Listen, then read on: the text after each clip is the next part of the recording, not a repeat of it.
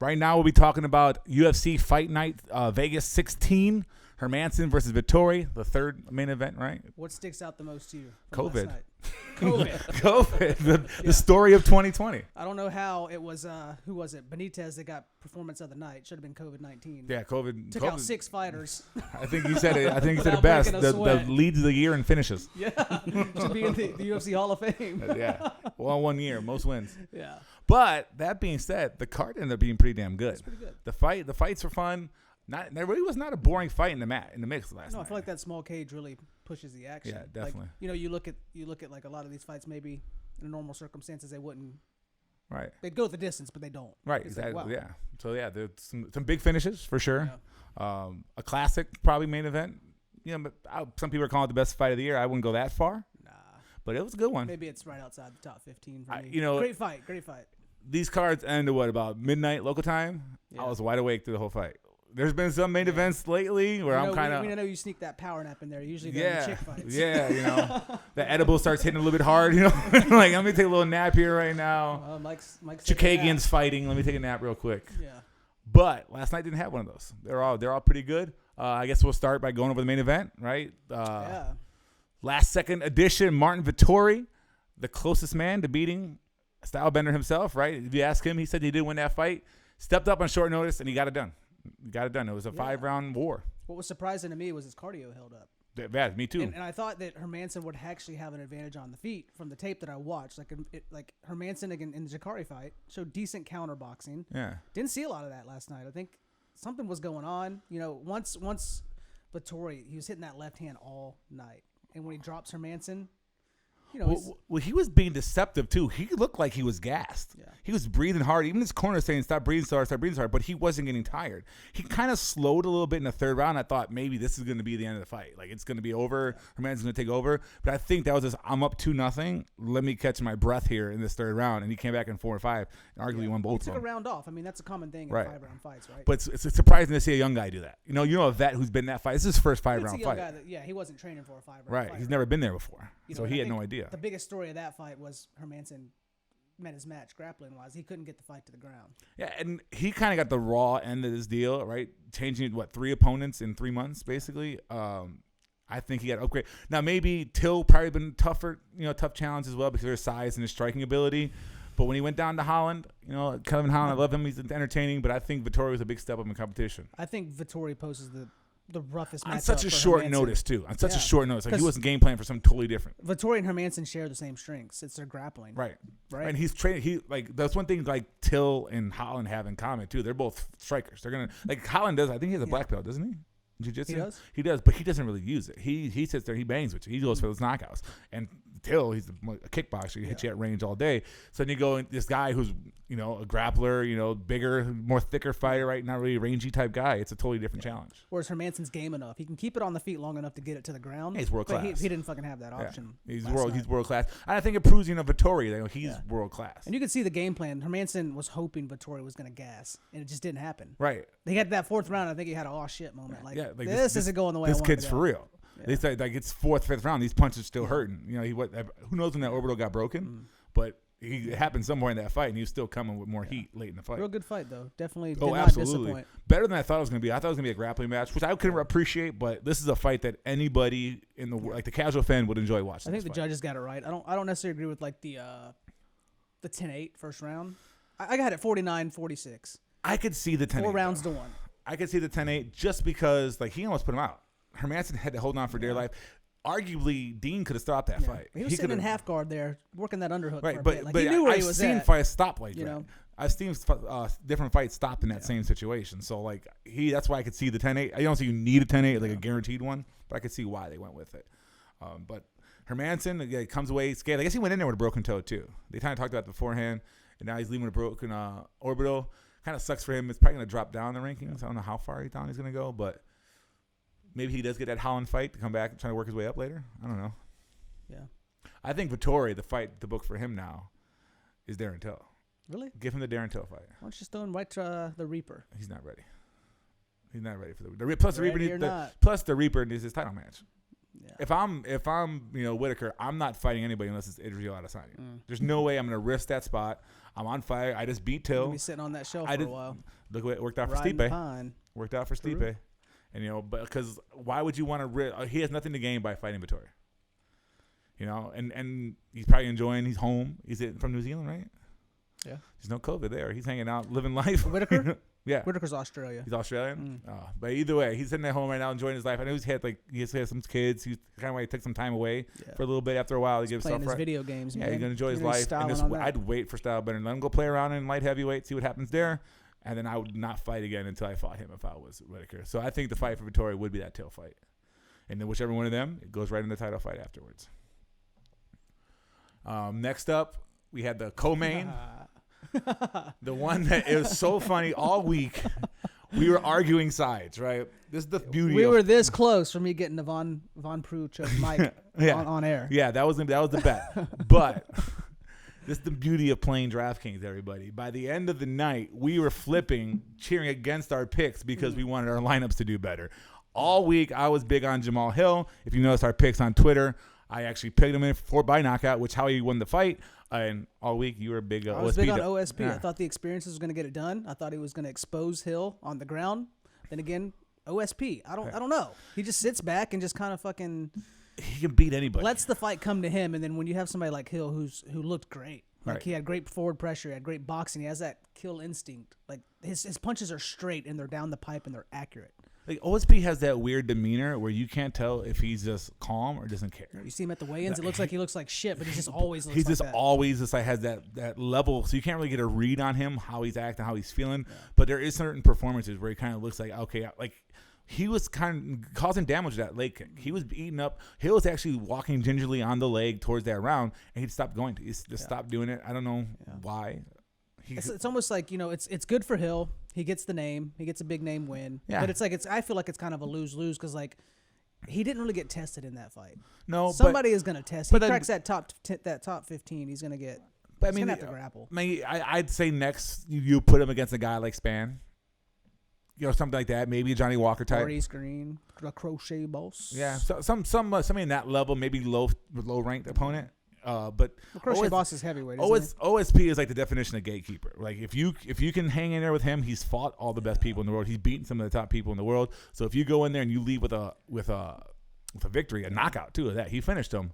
He just knocked out Alonzo Menafield, his last fight, right? Yeah. Knocked him out cold, and Menafield was Hill before Hill came along. Now he's the next up and undefeated guy making his way through there. So he got to the gate. Now it's time. Okay, let's see how you do against the the top level guys. Yeah, that was one we had fun with throughout the week, but went your way, didn't go mine. I call this fight bubble guts because Jamahal Hill, I've never seen that many body shots in an MMA fight. He was going to the body so hard. Maybe it's because the leg kicks are kind of like replaced body shots. Stipe DC. They happen. No, but how often do they happen though? Like it happens, but not very often. The fourth round. Yeah. So that was another fun fight. Again, I wish we got the top OSP though too. Yeah. This one was a great 1-round fight. There was not a dull moment. I was on Benitez for the most part from the beginning. I just feel like his physicality, his size was going to be a little bit too much for Jaynes. Yeah.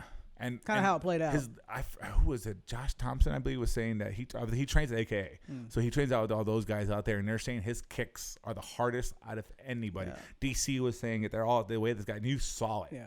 It's almost you could see by the way, like they mean business the way they're built. And Benitez he's thick in the back, he's thick in the shoulders, he throws power with his shots. Right. You can just see it. You see it, and it's Jaynes has that like that stocky, like lift weight. I'm gonna throw. He throws the hooks. I'm gonna throw big hooks at you, and if I hit you with them, you're gonna go down. And he actually Moakley had a huge welt on his face in that first round. We're like, oh man, he's landing. Yeah. There was no light shots. I even put in my notes like there's no combination. We're bombing. We're throwing bombs, and it was the leg kicks. Gabriel Benitez was hitting rear leg kicks. But you're seeing that difference in those muscle fibers. Yeah. Those type 1, type 2 Have you ever seen that? The rear leg kick? I haven't. That was what they were talking about. Yeah, he was eating it up too. It wasn't like one time here. Like he trains for it or something. I don't think you train against that.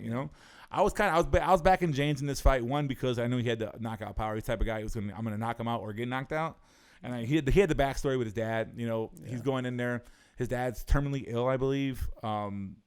against doctor's order, decided to be in the corner for his son because he said this is probably the last time I'm be able to see my son fight. Yeah, so I kind of fuck chemo. Yeah, so you know, let's live life. I got behind that story like he's gonna do it, but you know, sometimes in fighting that's not a good thing. That emotion we've seen it, you know, with the Walt Harrises. You get so geeked up, you get that adrenaline dump, and I think that's kind of what happened with him. And then Benitez is just a bigger, stronger fighter. Beautifully placed knee down the pipe. I mean, even before that, he was eating up his guts with those kicks too. He was just, and you heard There's him. just more pop. They on sound the like shots. baseball bats. Yeah, it's like he's just been doing this forever. And you know? I mean, he kicked so hard. You remember the last fight, he hit that big hole on his leg. Yeah, like a tree hole, like a knot hole in a tree. It was gigantic. And Benitez is durable. And he didn't lose that fight. No. He lost, but he didn't he didn't get finished. He was No. fighting with that big hole in his leg. I think that was a big thing going into this because you know Jaynes opened the heavy favorite, and then flipped. Yeah. So yeah, Mosley Benitez is the guy to watch in that lightweight division. Yeah. He doesn't get a lot of love because it's a superstar division. He kind of falls under the radar, but he can go. He can go for sure. Yeah. I would like to see him get a top 15 guy next. Why not? Right. He deserved that. That division kind of seems like you get out of that top 6, 7, it thins out a little bit. Right. We need some people to start revamping it. Well, we'll see what happens with next month, everything that's going on too. All right. So hide your heels, Dolidze. Yeah, the heel John hooker. Allan. So John Allan. I would say underwhelming for me. It was interesting for sure as well. Dolidze is a big time prospect. What was he 7-0 coming in? Yeah, but you watch him and it's like he's got all this ADCC right. Credentials and he fights like it's ADCC. Right. Exactly. It's like he's advancing position. He's looking for the submission, but he's not doing like he could do it. He could have done so much damage holding that half guard position. Oh, he just with elbows and punches. He does not throw soft punches. It's like he's playing with his food a little bit. I don't know if he's playing with his food or it's just he's still learning. He's learning on the job type deal. True. And he'll tighten that up. Maybe he was trying to go 3 rounds. Yeah, the way he kind of talks, like it's a good experience, to be that deep. Because he never been out of I think this fight was longer than all his fights combined. Yeah. The time spent in this fight. Yeah, and then you got John Allan with the Izzy Adesanya pec there. Yeah. We all know it's post PED. Yeah, he is coming off PED suspension. He was game though. The Izzy Gyno. I was heavy on Dolidze, and I was dragging John Allan all week, calling him all kinds of names, this, that, and the other. He's a soup can and he's a bum, left and right, without any regard for any respect. But he stepped in that cage and he was there. He was game on the feet right too. The first time Matt Wiman being the soup can. Yeah, we'll get to that in a minute. Yeah, but but no, on the feet he kind of got the better of Dolidze. I agree. I think John Allan put up a pretty good fight. Oh, absolutely. Especially being post PED, you could imagine what's going on him from a mental aspect. I just feel, what was he thinking, just holding that half guard, not doing nothing with it?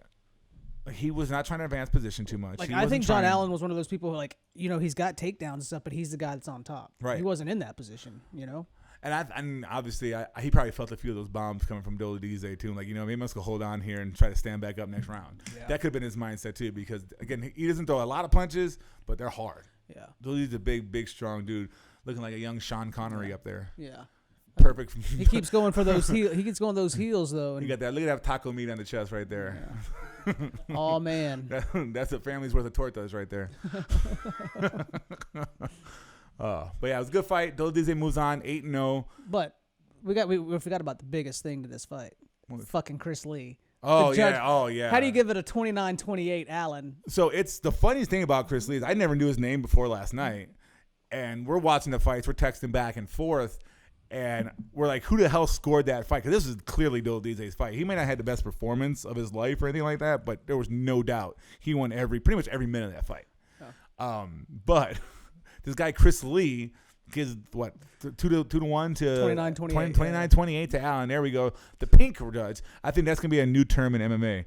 Whenever there's a bad call, either Chris Lee or the pink judge. The pink judge must screw it up. It's kind of like the old school, like the Russian judge gives you a 5.9, everybody else gives you 6. Yeah. The pink judge is gonna screw you up. We got the sour pink tonight. Yeah, sour. Yeah, the not sour, what you want. Yeah, the pink lemonade. Yeah. But apparently it's funny. I was joking. I told him, like, I bet you it's the same guy who gave Felder the fight. Yeah. And then Felder makes the same joke on air, and it turns out it confirms it was the same guy that gave Paul Felder that fight. And Paul Felder's like, I didn't win that fight. Yeah. Like, so maybe he needs to go watch some more film. I think it's the thing. He's a boxing judge. He's looking for damage to be done. He doesn't understand the grappling, the dominant positions that Dolidze, how hard it is to hold that position. You and I grapple, so we know that it's not just easy to hold half guard. Well, here's the thing. There's two things they need to do about these judges. One, they need to go through a specific set of things to look for these judges before they go. It's not boxing. It's totally different sport. Yeah. Two, they should have to be accountable. If a ref has a bad stoppage, he gets interviewed. He gets questioned. He has to talk. He has to be right there, right front and center. This is why I stopped. This is what I saw. Good or bad, this is what I did. Like, your ref is held accountable. And I'll say this last show. I said it, and I'll say it again. They need to display these scores every single round. At the end of the round, put them on a scoreboard. Who does that? Is it PFL? I think it's PFL. I'm not sure exactly where. Somebody does do it where they display it. So at the very least, these fighters know what's going on. Well, if you look here, it says to become a licensed judge in Nevada, applicants need to do the following: pass a background check and an annual eye exam, quote, have the ability to criticize, analyze, and effectively score a professional contest of unarmed combat by interpreting and applying the applicable rules for the event. I'm not sure what that means. No. How do you analyze and effectively do that? MMA is mixed martial arts. You're going to have to interpret grappling. You're going to have to. Well, the 10-9 in general, that's a boxing thing. Yeah.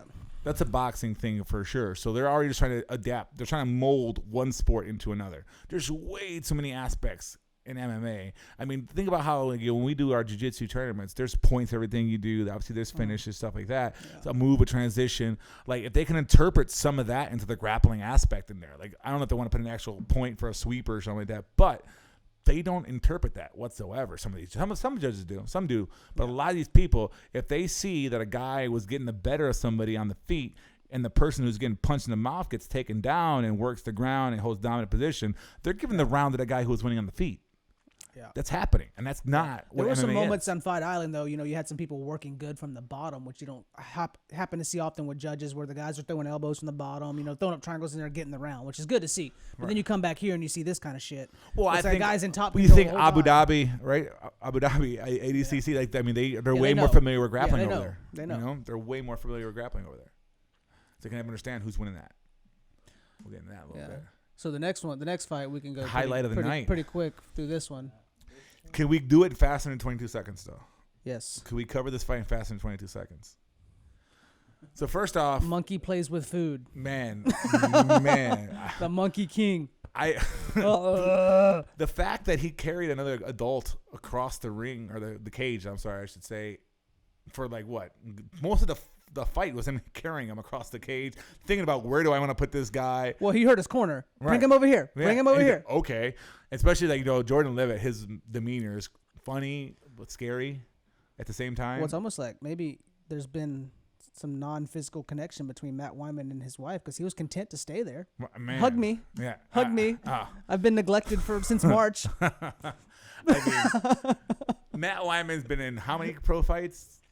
I bet you nothing like this has ever happened to him whatsoever. Fuck, man. Matt Hughes his ass. Man, it was ugly.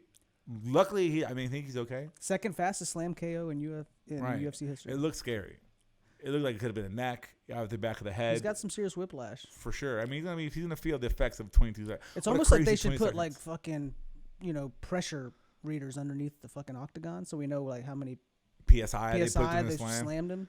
Oh, that'd man, be awesome. that could be awesome. Or it's kind of like a radar gun. I know when I'm driving. Watch his neck. He's like, I know when I'm driving, I see a radar. I want to see how fast I can get, high score. So who knows? Yeah, well, the average head weighs 12 pounds. So I think it doesn't take much to create the. But yeah, he picked him up, slammed him in 22 seconds.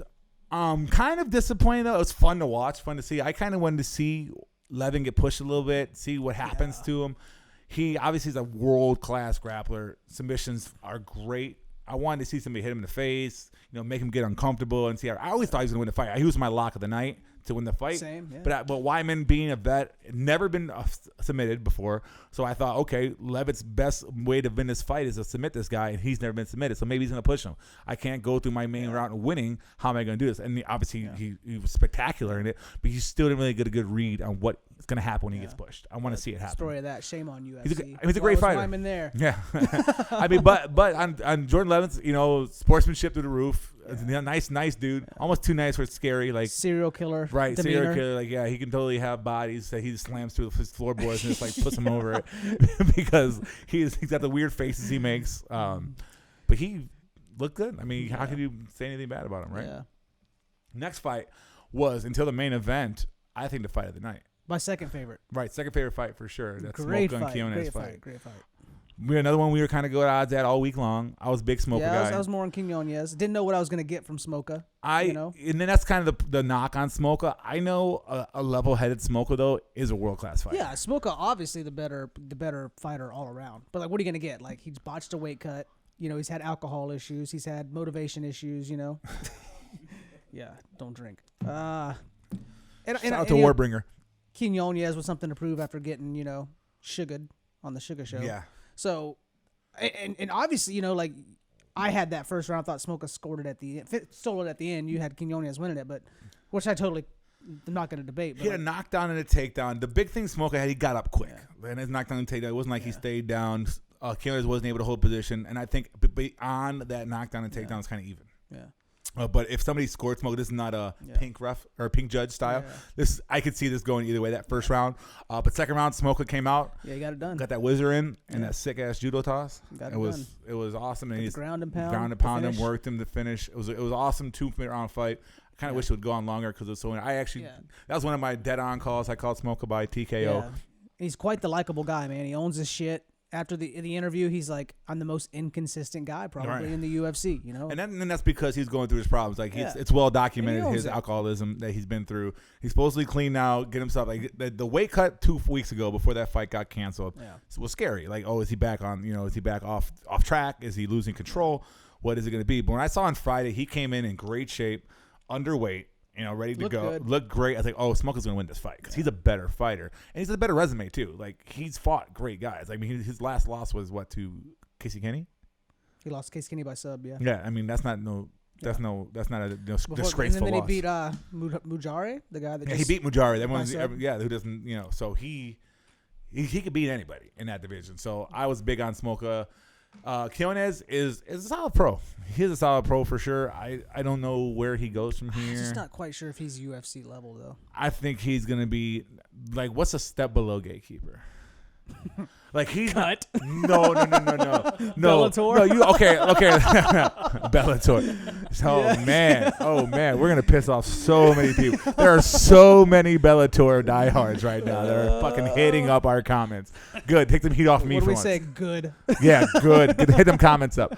But no, like I'd put him more as like a gatekeeper for the younger guys. Like like OSP Hill kind of had a little bit more established, and it's a next level gatekeeper. Okay, I'm going to fight the ranked guys first, but he's a good first fight.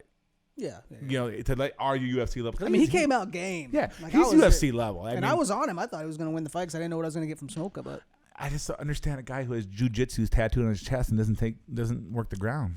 I think he was outclassed, man. I mean, you have it tattooed tattooed on your chest. Overconfident, Like I got a Game Boy. I play video games all day. Like, if you're gonna tattoo, it means something, man. Look, it's right there, big. I have a big tattoo on my chest too. That hurts. So you go through that pain to put jiu-jitsu on you. I know me some jiu-jitsu too. It's the biggest thing I miss in COVID, rolling around and getting all that training in. Yeah. So I get it, putting that on your chest, but use it. And he's got the takedown too. He shot and took Smolka down quick. And you think you'd fucking with a Doc Holliday mustache like that? That's one thing he does have. That stash. That's a dope stash. Yeah, I kind of inspired a little bit by it. I might go that route. You should give it a shot. I definitely got that's one. I can't grow hair on the top of my head, but the facial, I got that game locked. But yeah, it was a good 2-round fight for sure. Smolka, hopefully he keeps it together. He's in a tough. Was he 135? Tough division. Murderers Row. You got TJ coming back. We'll talk about that a little bit later. Yeah. But yeah, give Smolka. Fucking snake in the grass. Let's do Smolka Sugar. Supposedly, it's a little bit off track, but Sugar said he was supposed to get. Who was it? The guy turned him down. Let's do Smolka Sugar. I wanted to see Sugar and Cruz, but that's Cruz and Kenny now. Yeah. Yeah, I'm saying Smolka Sugar is what I want to see. I think that has some fireworks in that fight. He's gonna push. I already picked Sugar in that fight, but he's gonna push him. Smolka's gonna push him. I don't think Sugar obviously proves the error. He's not ready for the top guys yet. Yeah, but we'll see. Next fight was. This is a guy you need to watch. Yeah, Ilia Topuria, Damon Jackson. I hope I've been more nice to Naughty because I got Topuria on my Christmas list. I want him back ASAP. Man, you've been big on Topuria from the start. Yeah. His first fight was on Fight Island. You were all on him. I was saying he was going to get lit up by with Bilal Muhammad, right? Fought Bilal Muhammad. I was all. No, it was the Moroccan Devil. Yusuf Zalal. Zusef Zalal. There you go. Sorry, Who's fucking awesome as well. Yeah, I was high on him. I was like, I'm all on him for this fight. I thought Topuria, a great grappler. We knew that for sure. But I saw some holes in that regional level where people were hitting him, and I knew, Yusuf had those strikes. Yusuf's problem was he wanted to go for that high knee too much to the head. But we'll talk about that in a different time. He's flashy. He's got a tone. But Topuria on short notice came in and he just eliminated that guy. Yeah. And I'm like, I need to watch this guy for sure. He did seem to gas a little bit in that fight, so kind of still a little bit wary, but it wasn't a week's notice. Yeah, but rightfully so. I mean, the pace he set, grappling pace that he set, and on a week notice, like on 1 week he's ready to go, and he won that fight. So this fight, I was all on board. Yeah. He was my top guy for the 9K in DraftKings. I knew he'd come out there. Damon Jackson was a good opponent for him because he's going to want to upset over Bektik. But major upset, and he's going to want to grapple, and that's where Topuria is going to want to go. Yeah. So let's go and see that. I was telling you, I had a sneaky feeling there was going to be a TKO KO. Well, sometimes it happens with two grapplers because they both want to stay out of each other's game. It's quite the opposite of the grappling fest, and it was interesting because it looked like fucking the body. Topuria. Another Bubba Guts. Body head. It was another Bubba Guts event. He was just going straight can't be moved, can't be rocked, can't be touched. Although he was touched. Jackson was hitting him there for a bit. So that's another thing his defense is going to need to be if he's going to stand there and bang. He's only 23 years old. Yeah. He's only 23 years old. He was born in 1997, which made me cry a little bit inside. The fact that somebody born in 1997 is fighting. It's not 2000 yet. It's I guarantee there's some. What's his name? We're going to talk about Super? that. Yeah, he's 21. He's right there. 99, 2000. Yeah, fuck. So they're coming. The 2000s are coming. But yeah. Topuria, he's a guy to watch at 155. I don't know who I'd pair him up with next. What do you think? Ooh, what's this, man? I'd almost want to. Can he make bantamweight? I don't. That's a big cut, man. That's a huge. He looked small yesterday, but he looked small up against Jackson. But Jackson's tall. Jackson's like 6 foot tall at lightweight. So who do you who can you give him at featherweight? Let's think about who's in there. No, he's lightweight, isn't he? 155. No, this is featherweight. Oh, first argument of the show. Featherweight division. So featherweight 145. Let's look at those rankings real quick. Yeah, Ilya is a name to remember. At 23 years old, he's going to take that UFC by storm because there's some big boys at 145 though. Like those guys are cutting down from 170 plus. Some of those guys 175 to 145. He's Georgian though. Don't bet against Georgia. And I ain't talking about the Peach State. Look at this. Featherweight. Let's give him Jeremy Stevens. Edson Barboza is 15. Let's give him Jeremy Stevens. Whoa. What about Ryan Hall? Who's he fighting? I want Ryan Hall to fight Zombie. That's what I want. We got Stevens and Allan coming up, which I think is a good fight. Okay, so they're already in a fight. Sadiq Youssef has a fight. So I don't think Topuria. Hey, there we go. Let's give him Ige. Nah, I don't think he's ready for any of these 15. Oh, come on. These guys are much bigger than him. That's why I said, like, can he get to bantamweight? I don't know though. He is pretty jacked. I'd like to see him with Ige. Ige's a pretty good fighter. Well, who do you pair him up with in bantamweight? What about like Song Yadong? I mean, Cody Stamen would be good. How about go Georgia, and have him go against Merab? Yeah, Merab wants to fight. God, I don't want to watch Merab fight. He wants to fight real bad. I don't like Merab. But I like him in DraftKings. He gets takedowns left and right. When we played him that 1 week, they didn't count any of those. Yeah. If you see Merab takedowns, if you see Merab on a DraftKings slate, play him no matter what he costs because he's going to take everybody down. Yeah. But we can't. If he wants to cut, he wants to cut. But let's say he stays at featherweight. I'd like to see him against a Dan Ige type. Yeah. Maybe even Edson Barboza. Yeah. Why not? Give him that 15 guy. I don't know if there's anybody underneath there that I really like to see. Bryce Mitchell will be interesting. Some Thug Nasty. What about Feely? Give him Feely. Touchy-feely. I mean, that probably is where it goes. Honestly, that's probably where they end up going. Yeah. He kind of plays that gatekeeper to the top 15. Feely's going to test him for sure. Feely can roll with him on the floor. Feely can strike with him. Let's see how see how this Cub Swanson Pineda fight plays out. Yeah, Cub coming back off that. We'll talk about that too. We'll talk about that later. Before we do go off this fight, I put this in my notes, and Damon Jackson, as a fellow balding man, the reason why I have all kinds of hats, let it go, man. Take, look, come on. What are you doing there? Yeah, you're looking like you're selling the Hoover vacuums door to door. Come on. They're, an Enterprise rent-a-car. Yeah. like we need to let go of that. Don't you dare bring this back with a dent. You'll look tougher too. You'll look more tough. I think you might be more intimidating. But yeah, let's let that go. I gave up. You should too. Yeah. All right, we got one more fight to talk about. My favorite one, the Haasfest. The couple of overweight middleweights. Yeah, battle of the fat middies. The reason we said both these guys have made their debuts and had many fights at a much lighter weight. There we go. There we go. Get it on. Could we look up if we could show the before and after on Jake Collier? Yeah. And if you see how ripped and jacked this guy was, I showed it to my fiance yesterday, and she couldn't believe it was the same person. Are you getting an erection under the table? A little bit. a little bit. There we go. This was Jake Collier before. Man. At 185. This is him now. Oh, shit. And this was him before. No way. Same guy. Same dude. Same guy. It's funny, those guys have matching tattoos, right? Copy my homework, but just change it a bit. Yeah.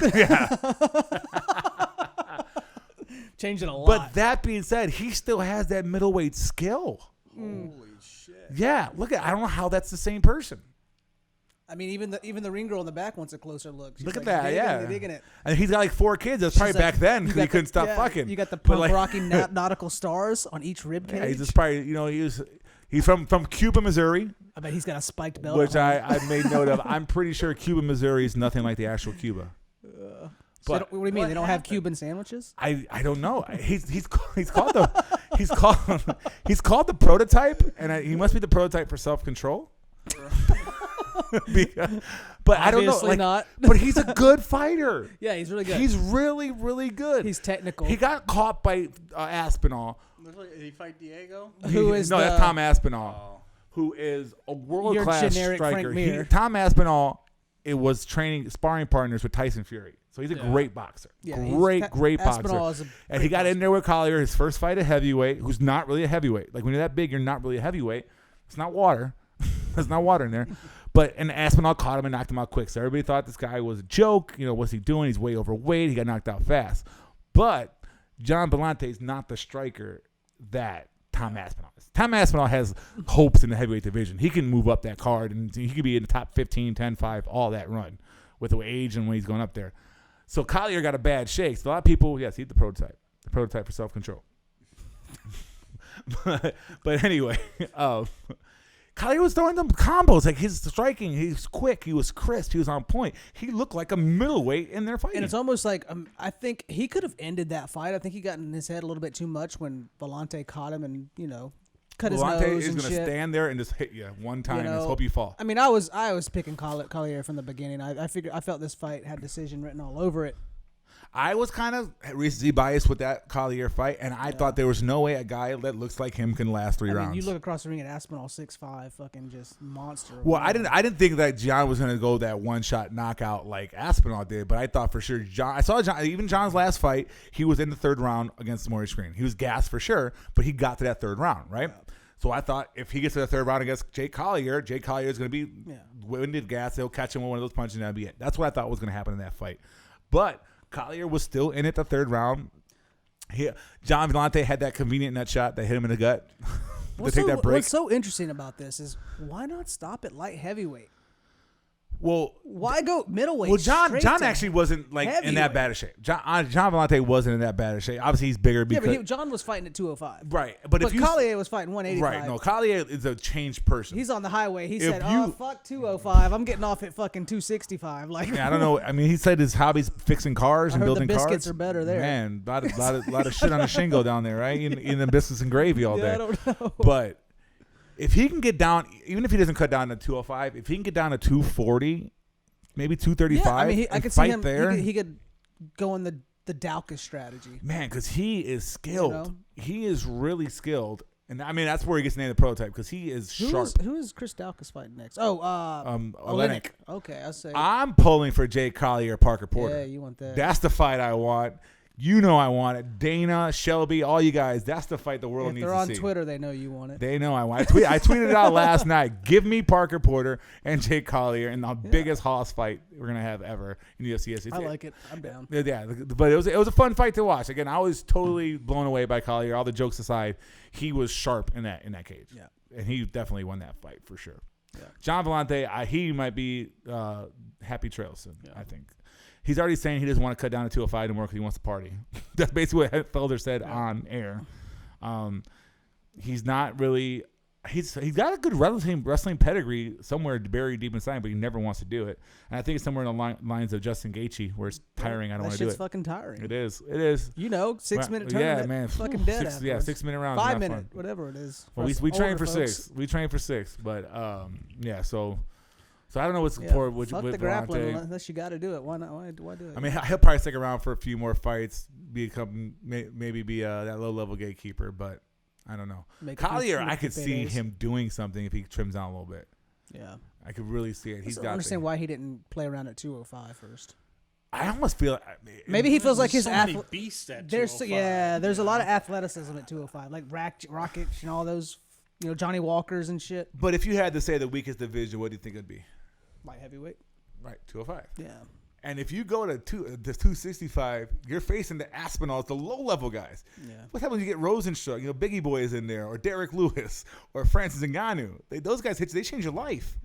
Stipe's eye is still not right, and he won that fight. Yeah. So, there's consequences at heavyweight. Yeah. Whereas at light heavyweight, there's not that top dog. But, we'll see what goes forward. Maybe he wins a couple fights, gets some confidence in him. Maybe it's a confidence issue. Maybe something happened in his personal life that he's lost it. He did come in better shape for this fight, though. To be fair, too, he came in for better shape than he. I think mentally as well, not just physically. Right, he looked better. He looked like he wanted to be there, and Right. he had confidence that he should be there. Yeah. Whereas Aspinall, you didn't see any of that. He definitely looks like an internet troll in that picture, though. He's the guy in the comments right now, fucking talking shit.